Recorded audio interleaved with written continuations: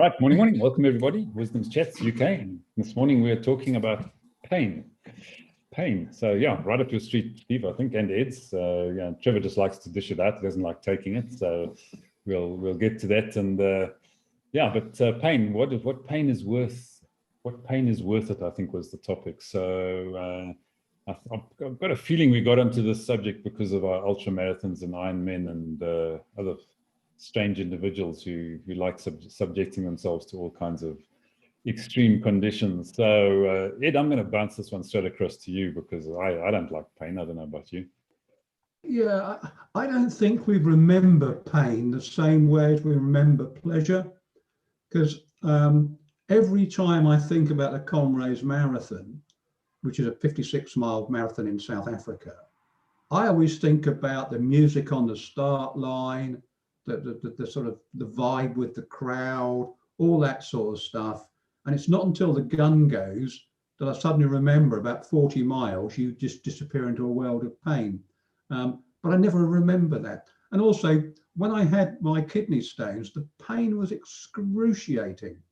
But I can't remember that pain. I can, logically remember I was in pain, but it hasn't got the same visceral thing as maybe remembering a first kiss with a girlfriend or things like that.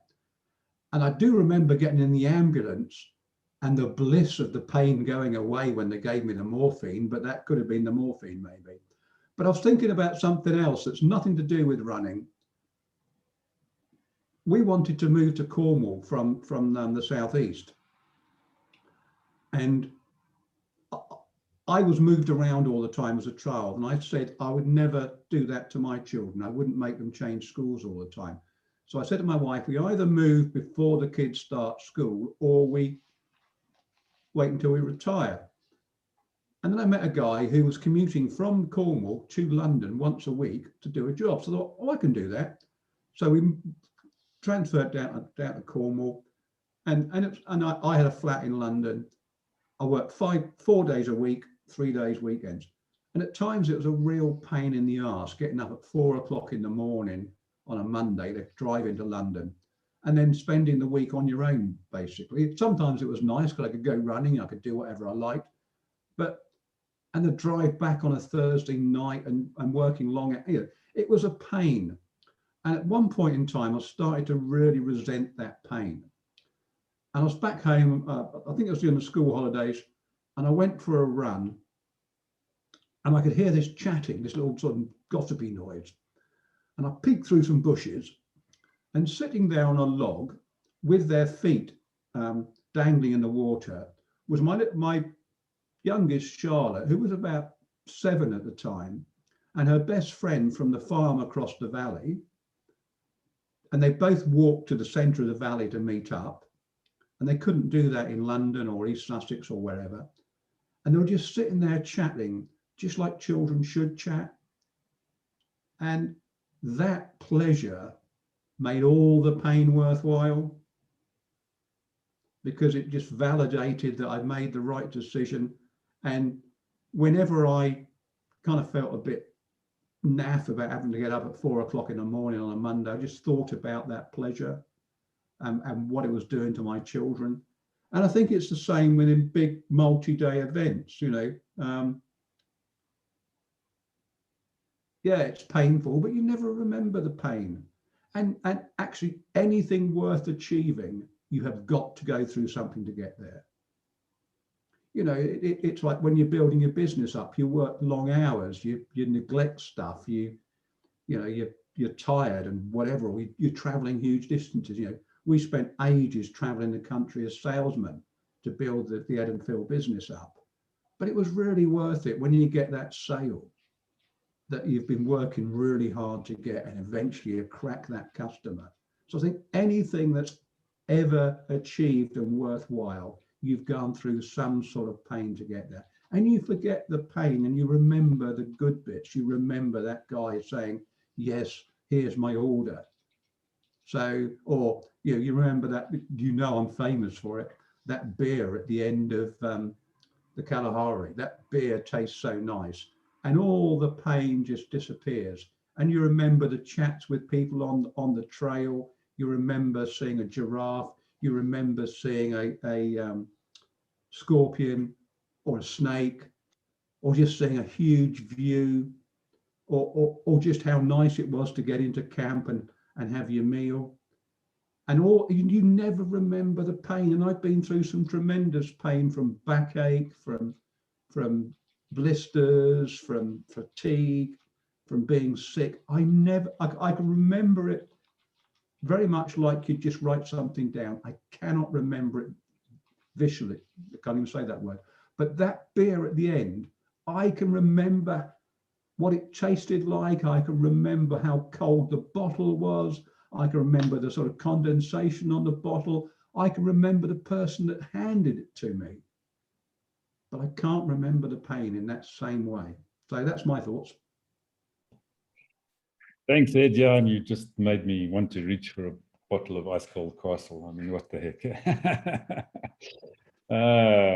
Yeah, unfortunately, a little bit early in the morning, yeah, for some anyway, maybe not for others, but yeah. So Steve, you're also a man who likes putting himself through pain, I think, if I recall correctly. I have done a few painful sporting things in my life, yeah, and after years of playing rugby, I don't think I can move without something creaking, cracking, or aching. You know? So yeah, but no, this is an interesting one for me. I think Ed's right that there's always that sort of reward element that, you know, a bit of pain kind of justifies. In fact, there's a quote, I put it on my Instagram the other day: the price of anything is the amount of life you exchange for it. And I think if you swap life with, you know, or swap price with pain, then it's kind of, you know, the reward being commensurate to the effort you've put in does make it worthwhile. I think there's pain that doesn't deliver a reward, but I think this next point comes out of the kind of the eternal dilemma of what's more painful, a kick in the plums or childbirth. And I think the fact that childbirth results in a delightful young baby, and the reward that brings means that the process has gone through multiple times. Like, speaking personally, I can't think of a reward for getting a kick to the jaws, and no desire to go through that, you know, more than, you know, has happened inadvertently in the past. So yeah, but that comes down to that reward element to it. But it is always, you know, kind of, you've got to value each element, I think, for them to stack up. And, you know, I moved out of London many years ago because the pain and the effort of it taking an hour to get anywhere was too much for me to, you know, keep doing. You know, the reward of living in London wasn't great enough for that. So I moved, you know, a few hours north in the country. If I need to go to London, it still takes me an hour and a half to get there. But, you know, I've got a nicer house with a bit of greenery around me, and fresh air, and, you know, and quiet in the evenings, and all of those sort of things that it brings with it. So I can handle getting up at 5 o'clock in the morning to travel down there, at least when we used to do that sort of thing, for a day of meetings and coming home. But yeah, I think Freddie Mercury, Queen, had it right as well. Pain is so close to pleasure. I'm sure there's some physiological things that I'm not familiar enough with, that the actual physical reaction to being in pain versus the physical reaction of being, in a state of pleasure are similar, or there is overlap with those sort of chemicals. But that's about as far as my biology lessons go on that front. But, yeah. Great, thanks, Steve. Yeah. So you spoke about Freddie, but then it made me think of another song, you know, Love Hurts. Yeah. So, and if you remember that one, Mark. Yeah. So. Yeah, I was Mark, a big Queen fan. I saw them 6 times, including at Live Aid, which we all saw. Oh, wow. Yeah. They stole the show. Very much, yeah. So Freddie Mercury once said, the bigger the better in everything. He was referring to crowd sizes, I think, but you never know with him. And I'm actually been teaching Americans how to use WhatsApp, and I often quote him then, because he's right. When it comes to keyboards and screen sizes, it is a case of the bigger the better. It's much easier to use WhatsApp. on your computer, I think, for texting. And a lot of Americans don't even use WhatsApp. And if they do, they just use it occasionally when their friends and family are traveling overseas. They don't think of it as a business tool. Yeah. So, but I've got all these 160 WhatsApp groups for business. That's the well, a few of them are altruistic, but like stopping child trafficking, and altruistic groups, but most of them are for business. The long-term goal is to facilitate liquidity events which benefit both parties. That's what networking is about ultimately, is connecting the dots and meeting new people. And it's great to meet you, Steve.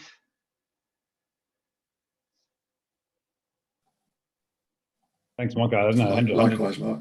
Yeah. How many schools did you go to, Edward? Probably about 10. I beat you. I went to 13. Wow. Yeah, 13. And the last one was a posh one called Gresham's up in Holt in North Norfolk.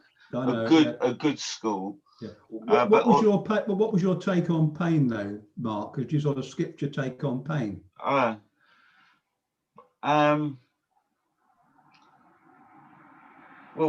I went through a lot of pain in my teenage years, which I masked through pleasure. That pleasure coming in the form of gambling on slot machines, or fruit machines, as we used to call them. Because when I was doing that, it kind of took me away from the pain. And the pain was my mother's alcoholism. And I definitely inherited her addictive gene, if you like, because I'm addicted to smoking, caffeine, sugar. I'm an all-round. Yeah, WhatsApp groups. Yeah, WhatsApp groups. I get addicted to everything. So no, I've got the gambling habit under control, but it was a big issue when I was younger. I was gambling compulsively on these machines. They robbed me of my education in a way. I wasn't interested in studying. I was interested in squandering ridiculous amounts of money on fruit machines, which is why I didn't go to university. I got distracted by wine, women, song, and gambling. So and the rest of your life you wasted away, did you? Yeah, it was all downhill from there. I started at Barclays Bank International. They're now defunct. And I worked in the city when greed was good, but spent the rump of my career in telecoms, and was first to market with those ringtones and logos about 20 years ago. Do you remember them? It only worked for Nokia, but back then, every other person had a Nokia. I missed that 3310 phone in a way, because you used to charge it on a Sunday and still have juice on a Thursday. Very long battery life. So in some ways, the tech has gone backwards, hasn't it? Because I don't know about you, but my smartphone doesn't last even a day. Does yours? Yeah, that's a pain. Yeah, that's a real pain. How long does your smartphone last? Do you have to charge it every day, or? Yeah, or every other day at worst. Yeah, and the best, should I say? Yeah. Depends on how much you use it, doesn't it? Really? Yeah. Trevor doesn't know how to use it, so he's lost for about a week anyway. So there's an enormous paradox with smartphones, because on the one hand, they are just like incredible devices, communication devices, but on the other hand, they're destroying the communications that matter the most, and that's human ones. Because everyone's just stuck to their smartphone nowadays. Have you noticed? Yeah. Yeah, absolutely. People overlaps use, into the pain of work, doesn't it? And never being able to get away from work because people think they're sort of attached to these devices rather than the devices being a tool. The devices start controlling them. Absolutely. Shifted the yeah, I mean, there's 101 reasons why someone might get distracted by their smartphone. But yeah, I mean, it's a double-edged sword, isn't it? On the one hand, it's a pain, but on the other hand, the whole world is our office thanks to these smartphones. We can work anywhere. It's incredible. Yeah. Anyway, so yeah, just a little anecdote for you, Mike. You like it. I had the Nokia N80, I think it was, at one point in time, and that phone had the ability to do the most amazing recordings just using its own microphone, which these smartphones just simply don't have the same capability. I mean, I recorded sounds in the bushveld here in South Africa, which I then put together as my ringtone, which I've had on all of my subsequent phones since that Nokia N80.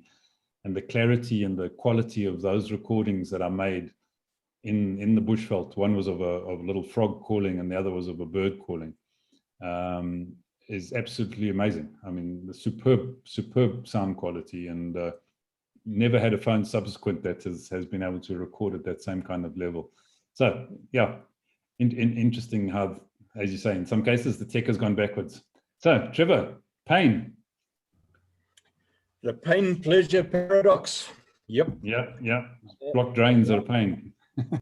So some of you may know that I grew up in a number of different contact sports, from water polo to cricket and rugby. And I was just trying to think of the pain from those men. You know, we played in the time where every game was a bloodbath. You wouldn't leave the crystal blue water without it being tinged pink and sometimes red. But even then, I don't really remember the pain, much like Ed. From there, you would take a smack, you would have a split eyebrow, or your nose would be a little bit skew. I managed to avoid those. What I did get was a broken eardrum in the polar pool, which has left me basically deaf in the one ear ever since. That, in fact, that eardrum been broken, that I remember. I don't want to have that one again. But then they developed muffs so that you couldn't have your eardrums broken. So you can see how long ago I was playing this game of polo. And then, Steve, you talked of rugby. So I was a fly half, and I had a delinquent blooming scrum half that backflipped past me once, and you look like you're quite a big boykie. Back in the day, our South African locks were very big, and I had a giant that must have been just an inch or two short of 7 foot. While I was waiting for this blooming backflip pass to come down, I turned my back on him, and he took no mercy on that little fly off. Took me out, my coccyx, whatever, I was flat for 3 weeks. Just that was painful. To have your coccyx taken out, extremely painful. Back pain, I think anyone who suffers with back pain, I actually feel that with them. It's terrible. And then, you know, I start thinking of the pain of running long distance things. So Ed talks of all of these things. I'm interested in how much pain he felt over his week-long travails in the desert and that. I used to do shorter distances like the comrades, 90 odd kilometers or 56 miles, as Ed has said. And man, at the end of that blooming thing for, well, my first one, I think for 2 weeks, I felt that pain, but it was actually a glorious pain. It actually felt good. And if I'm thinking about it, I'm now just in my 67th year. I think I'm a couple of hours younger than Ed, just to clarify, because we have this fight as to who's the senior on these channels. I'm doing about 300 sit-ups a day, and I do about 1,000 curls. And you know, at the back of my head is always this: no pain, no gain. And I feel it every day. Even while I'm sitting here, I can feel my stomach just, yeah, and your curls, yours are those curly chips, man. And as you get older, you feel more the pain. And so I was just thinking how important, someone talked of mental pain. I think it was Mark. I think in everything that we do that gets us off our comfort zone, results in some form of pain, whether it be physical pain or whether it be mental pain. You are stretching something, and these are muscles too. You are stretching something every time you get off your comfort zone. And you've got to be prepared. For those that haven't felt the pain, you've got to be prepared that you're going to feel some pain, and that sometimes that pain is actually a good pain. And that's perhaps what masks the terror of the pain and why we keep repeating the stupidity of the exercise, Ed Chapman, keep running in deserts all the time.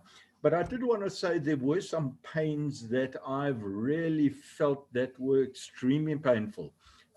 One of them, Ed, for some reason, some guy talked me into only running on pasta. I think his name was Tim Noakes. So a mate of mine said, just eat pasta for a couple of months before it and no meat. What a waste of blooming time. But what that gave me was this thing called kidney stones. About 10 days before Comrades, I had a thing called kidney stones that I'd never heard of, but boy, did that pain wake me up in a big way. There's nothing I have experienced, and I've experienced a bit of pain. Believe me, in the rivers, doing the doozies, hitting a few rocks, getting wrapped up in steel cables in broken canoes, almost drowning. Nothing that I've ever experienced has been anything like the pain of passing a kidney stone. And if I remember this blooming thing, mine were child's play kidney stones. They weren't genuine kidney stones. They were just little salt crystals that someone gave a label kidney stones. But for heaven's sake, I don't want to pass any of the things that I've seen people actually pass as kidney stones, because it is the most excruciating pain you can feel. What else? Also contact sport, cricket. You know, I used to play wicketkeeper. Sometimes if you have a close look, and you'll see my teeth, I don't have much in the front here, and that's because we used to have some pretty fast bowlers here, and I kept wickets up close to the wicket, and I happened to miss the ball once. Took it right in the face off a fast bowler. That's a little bit of pain that you can experience. But I'm just reminded of the weightlifters. There, no pain, no gain seems to be someone like, what's his name, Schwarzenegger. This boy pushed himself until it really hurt. And only after it really hurt did he get muscle gain. So I think most of the weightlifters in my day anyway, I don't know if it's changed, talked about no pain, no gain. Today, I think they no powder, milk, no gain. So maybe it's changed. I don't know. They use supplements instead of pushing themselves past the pain barrier, or maybe they don't. I just don't want a weightlifter to come to me and smack me across the ear roll. I'm past feeling pain. Do you equate failure with pain? Very interesting question. No. And that's because I don't have a dictionary term for failure. And so it may be something that we talk about big time at Wisdoms, that this failure thing for us is a learning experience, and very much for myself. When you get into your comfort zone and you do things, man, you know, you're not going to succeed all the time. Winston Churchill once said, success consists of going from failure to failure without lack of enthusiasm. So, right, so listen, that's me. I mean, I'm successful in that respect. I've failed so many times. Enthusiastic learning experiences. No, you ought to do it. If you're going to get off your comfort zone, how else do you learn? Exactly. Thomas Edison pointed out that he had successfully identified 1,001 Ways it didn't work. No, well, the book I read said 10,000. So, well, whatever. Yeah, large number. Yeah.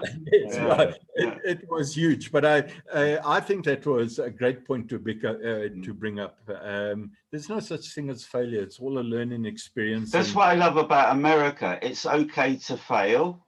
And if you do make it, you've made it. Because that is the big one, isn't it? Yeah. Yeah. That's why I like the story of Elon Musk, which some people on this forum hate, but I'm not going to point to them. Follow my finger. That's why I launched my celebrity chat line in the United States. Have I told you about that? Nope. Okay, so a little secret. Okay, I used to be involved in chat lines. Okay. Okay, so my version of chat lines is chat up lines, but don't tell my wife. Chat up lines. I used to be involved with that. Okay, please don't tell the world. Okay. Anyway, I took that technology and I bundled it and thought, hang on, wouldn't it be nice to have a service where people could call and speak to celebrities to raise money for good causes?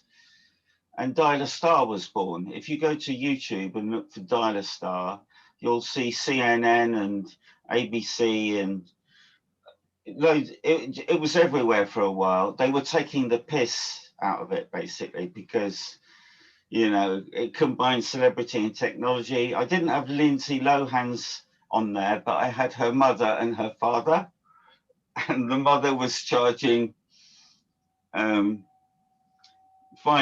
a minute more than the father to call. So that got tongues wagging. And one of the ladies on there from the Real Housewives of New Jersey, she really made good money with this. But the idea was to give it to charity, and none of them did. But, you know, at least I tried. So that was another failure.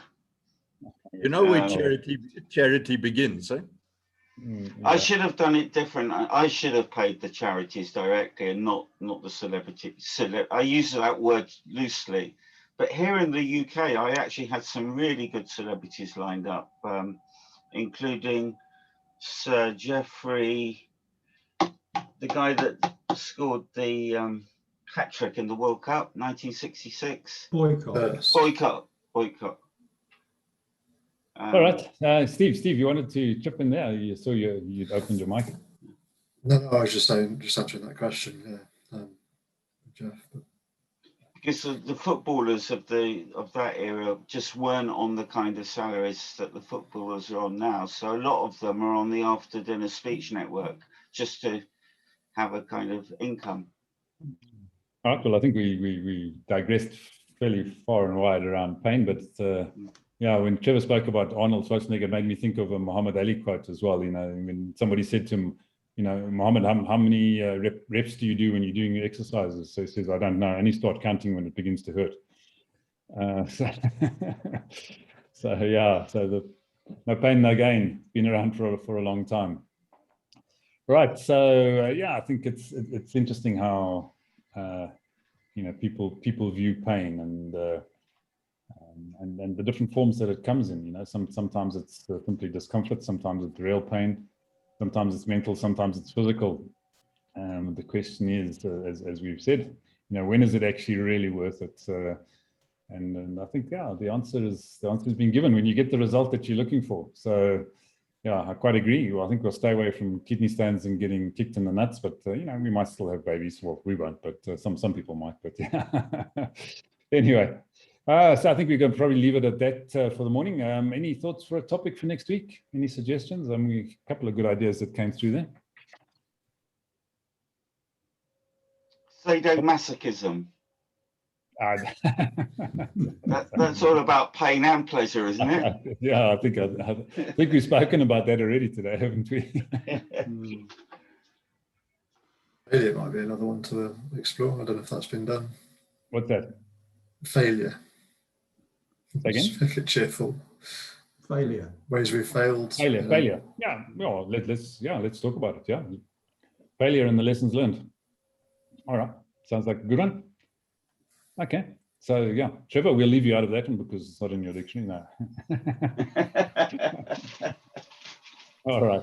Great. Thanks, guys. Great conversation, and look forward to next week where we'll talk failure. So don't fail. Do fail, but learn from it. And we'll see you next week, Wednesday. Have a good one. Cheers. Cheers. Cheers all.